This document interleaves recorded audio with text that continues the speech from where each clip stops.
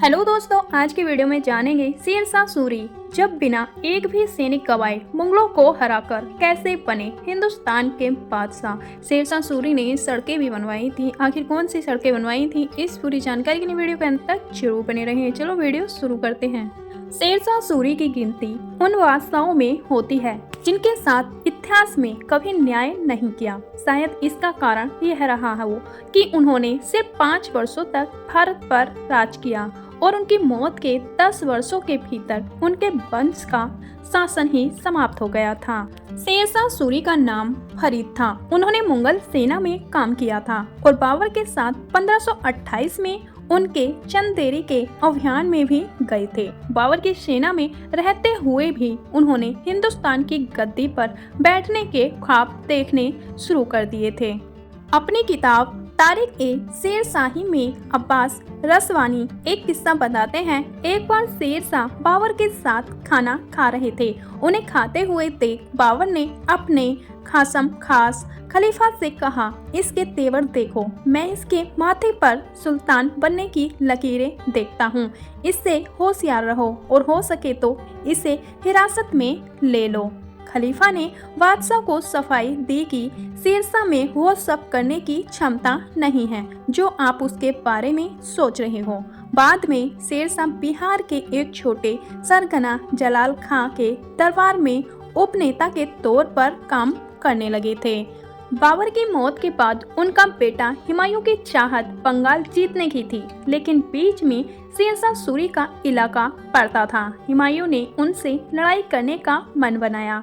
मशहूर इतिहासकार फरहद नसरीन अपनी किताब F history has told us anything में लिखते हैं, शेरशाह सूरी की महत्वाकांक्षा इसलिए बढ़ी क्योंकि बिहार और बंगाल पर उनका पूरा नियंत्रण था, अतः वो मुगल बादशाह हुमायूं के लिए बहुत बड़ा खतरा बन गए। जहां तक युद्ध कौशल की बात है, शेरशाह हुमायूं से कहीं बेहतर थे। वर्ष 1537 में दोनों की सेनाएं चौसा में एक दूसरे के सामने थी, लेकिन लड़ाई से पहले हुमायूं ने अपना एक दूत शेरशाह के पास भेजा। अब्दुल कादिर वदाउनी अपनी किताब में लिखते हैं, जब हुमायूं का दूत मोहम्मद अजीज अफगान खेमे में पहुंचा तो उसने देखा कि शेरशाह कड़ी धूप में अपनी आस्तीनें ऊंची किए हुए कुल्हाड़ी से एक पेड़ के तने को काट रहे हैं। जमीन पर बैठकर ही उन्होंने हुमायूं का संदेश सुना। अजीज ने ही दोनों के बीच समझौता करवाया, जिसके तहत यह तय हुआ कि मुगलिया झंडे के तहत बंगाल और बिहार शेरशाह सूरी को दे दिए जाएंगे। इसके कुछ महीनों बाद 17 मई 1540 को कन्नौज में हुमायूं और शेरशाह सूरी की सेनाओं के बीच फिर मुकाबला हुआ। हुमायूं की सेना शेरशाह सूरी की तुलना में काफी बड़ी थी। जहां शेरशाह की सेना में कुल 15,000 सैनिक थे, हुमायूं की सेना में 40,000 से कम सैनिक थे। लेकिन हुमायूं के सैनिकों ने लड़ाई शुरू होने से पहले ही उसका साथ छोड़ दिया और बिना एक भी सैनिक गवाए शेरशाह सूरी की जीत हो गई थी।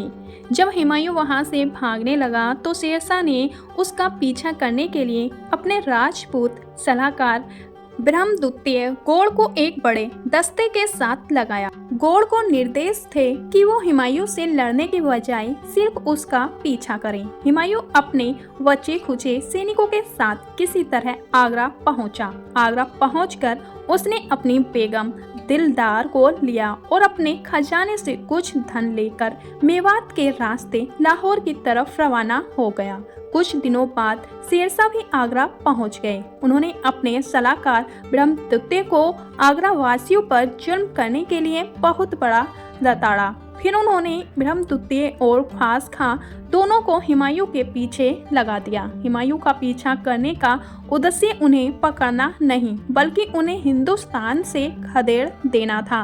हुमायूं किसी तरह लाहौर पहुंचने में सफल रहे। वहां वो करीब 3 महीने रहे, क्योंकि उसके पीछे भेजे गए शेरशाह के सैनिक बारिश के कारण आगे नहीं बढ़ पाए थे।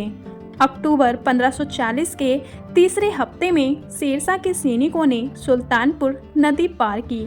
मिर्जा मोहम्मद हैदर गुल्लत ने अपनी किताब तारीख-ए-रशीदी में लिखा है, जैसे ही शेरशाह के लाहौर की तरफ वहां बढ़ने की खबर पहुंची, बादशाह हुमायूं वहां से भाग निकले। उनके लोगों ने अपने सजे हुए घर उसी हालत में छोड़ दिए जिस हालत में वो थे।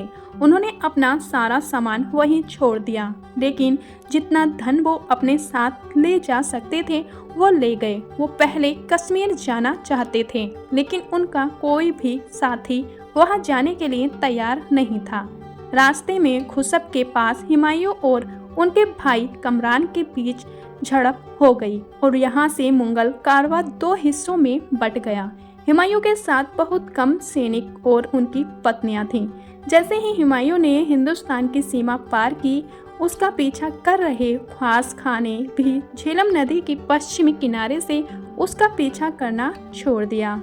शेरशाह को पूरे हिंदुस्तान में सड़कें और सराय बनवाने के लिए जाना जाता है। उन्होंने सड़कों के दोनों तरफ पेड़ लगवाए ताकि सड़क पर चलने वालों को पेड़ की छाया मिल सके। उन्होंने 4 बड़ी सड़कें बनवाई, जिनमें सबसे बड़ी टाका के पास सोनार गांव में सिंधु नदी तक की 1500 किलोमीटर लंबी सड़क, जिसे आज जीटी रोड कहा जाता है। इसके अलावा उन्होंने आगरा से बुरहानपुर, आगरा से जोधपुर और लाहौर से मुल्तान तक की सड़कें भी बनवाई। न सिर्फ यह, उन्होंने हर वो कोस पर लोगों के ठहरने के लिए सराय बनवाए। हर सराय पर 2 घोड़े भी रखवाए, जिनका इस्तेमाल सदैव भेजने के लिए हर कार्य कर सके। शेरशाह के प्रशासन की सफलता में इन सड़कों और सरायों ने अहम भूमिका निभाई। उनके राज में अधिकारियों का अक्सर तबादला कर दिया जाता था और उनके सैनिक भी अक्सर गतिशील रहते थे। ये सराय उन अधिकारियों और खुद बादशाहों के विश्राम गृह का काम करती थीं। हर सराय में बादशाहों के लिए एक अलग कमरा आश्रित रखा जाता था। शेरशाह का शासनकाल बहुत कम होने के बावजूद स्थापत्य कला में उनके योगदान को कम करके नहीं आंका जा सकता, क्योंकि दिल्ली में पुराना किला बनवाया। उनकी मंशा इसे दिल्ली का 6ठा शहर बनाने की थी। वर्ष 1542 में उन्होंने पुराने किले के अंदर ही किला ए कोहना मस्जिद बनवाई, लेकिन सासाराम में बने उनके मकबरे को स्थापत्य कला का बेहतरीन नमूना माना जाता है। शेरशाह की दयालुता के और भी कई किस्से मशहूर हैं। अब्बास सरवानी लिखते हैं, शेरशाह की गिनती हमेशा सबसे दयालु विजेताओं की जाती है। इस बात में विवरण मिलते हैं कि जब वो हुमायूं की हार के बाद आगरा पहुंचे तो कई मुगल रानियों और महिलाएं बाहर आकर उनके सामने सिर झुकाने लगी तो उनकी आंखों में आंसू आ गए। उन्होंने हमेशा इस बात का भी ख्याल रखा कि उनकी सेना के पैरों तले लोगों के खेत ना रौंदे जाएं। अगर किसी वजह से उनकी सेना की वजह से खेतों का नुकसान पहुंचता था तो वो अपने अमीर भेजकर किसान को तुरंत नुकसान का मुआवजा दिलवाते थे। शेरशाह ने वर्ष 1544 में कालिंजर के किले को घेर डाला। अधिकतर इतिहासकारों का मानना है कि शेरशाह कछवाड़ा से बिना आगरा वापस लौटे सीधे कालिंजर गए।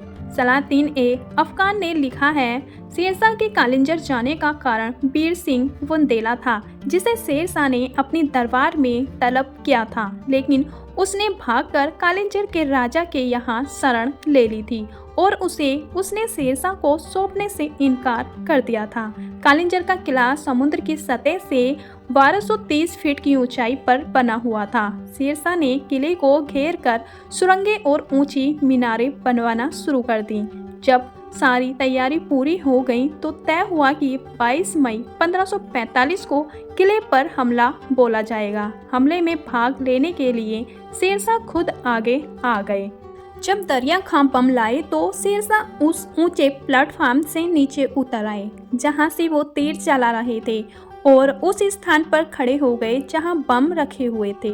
उन्होंने बम के पतीले में आग लगाकर उन्हें किले के अंदर फेंकने का आदेश दिया। जब सैनिक इन बमों में किले के अंदर फेंक रहे थे, एक बम किले के दीवार से टकराकर वापस लौटा और उस स्थान पर फटा जहां बाकी बम और पटाखे रखे हुए थे। बहुत जबरदस्त धमाका हुआ और चारों तरफ आग लग गई। वहां मौजूद शेख खलील, शेख निजाम और दूसरे सैनिक तो आंशिक रूप से जले, लेकिन शेरशाह करीब करीब आधे जल गए थे। उसी हालत में उन्हें शिविर के बीचों बीच ले जाया गया। वहां उनके दरबार के सभी विशिष्ट लोग मौजूद थे। शेरशाह ने उसी जली हुई हालत में अपने एक जनरल ईसा खां को तलब किया और आदेश दिया कि उनके जिंदा रहते किले पर कब्जा कर लिया जाए। ईसा खां ने यह सुनते ही किले पर चारों ओर से हमला बोल दिया।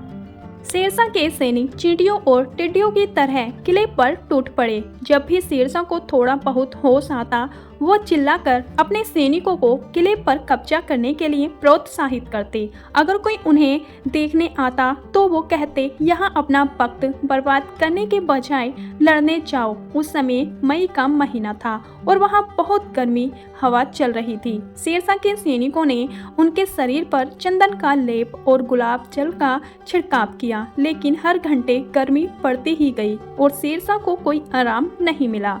दोपहर के नमाज के समय शेरशाह की सेना किले में घुसने में कामयाब हो गई। राजा कीरत सिंह ने अपने कुछ समर्थकों के साथ एक घर में अपने आप को कैद कर लिया। उस घर को शेरशाह के सैनिकों ने चारों ओर से घेर लिया। जैसे ही शेरशाह को जीत की खबर सुनाई गई, उस तकलीफ में भी उनके चेहरे पर खुशी और संतोष के भाव उभर आए। लेकिन कुछ ही क्षणों में उन्होंने अपने आखिरी शब्द कहे, या खुदा, मैं तेरा शुक्रगुजार हूँ कि तुमने मेरी इस इच्छा को पूरा किया। यह कहते ही उनकी आंखें हमेशा के लिए बंद हो गईं। शेरशाह की मौत के 5वें दिन उनके दूसरे नंबर के बेटे जलाल खां कालीजंग पहुंचे, जहां उन्हें हिंदुस्तान के बादशाह की गद्दी पर बैठाया गया। शेरशाह को कालिंजर के पास एक जगह लालगढ़ में दफना दिया गया।